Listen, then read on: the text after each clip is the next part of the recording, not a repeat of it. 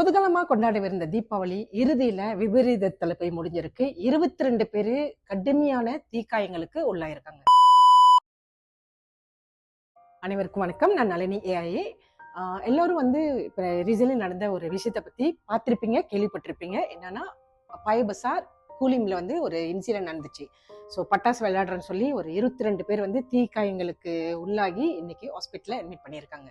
இதுல ஒரு 15 வயது மாணவி பாத்தீங்கன்னா, அவங்க தான் அந்த வான வேடிக்கை வீடியோ எடுத்துக்கிட்டு இருக்கிறப்ப அவங்களுக்கும் அந்த தீக்காயங்கள் பட்டிருக்கு.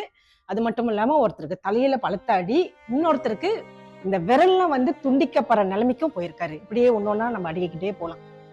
நான் இங்க என்ன சொல்ல வரேன்னா, நிறைய பேர் நான் ஹவுஸ் ஒய்ஃப் தானே, என் பிள்ளைங்க ஸ்கூலுக்கு போயிட்டு பத்திரமா பாதுகாப்பா தானே வீட்டுக்கு வராங்க.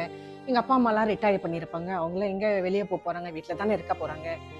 ஸோ அவங்களுக்குலாம் என்ன ஆக்சிடென்ட் எங்கே நடக்க போகுதுன்னு அலட்சியமா இருப்பீங்க. ஆக்சிடென்ட் எங்கே வேணாலும் எப்படி வேணாலும் நடக்கலாம். ஸோ அந்த நடக்கிற நேரத்தில் நம்மளுக்கு ஒரு ப்ரொடெக்ஷன் இருக்கா, அதான் ரொம்ப முக்கியம். ஒன்றுமே இல்லாமல் இருக்கிறதுக்கு 50 வழியிலிருந்து ஏஐல நல்ல ஆக்சிடென்ட் பிளான் கொடுத்துக்கிட்டு இருக்காங்க. அதுவும் ஆக்சிடென்ட் கொண்டு இல்லாமல் அதை தவிர்த்து டெங்கிக்கும் ஃபுட் பாய்சனுக்கும் நீங்கள் ஜிஎல் அப்ளை பண்ணலாம். இதை பற்றி மேலும் தெரியலாம், தாராளமாக நீங்கள் தொடர்பு கொள்ளலாம். நன்றி.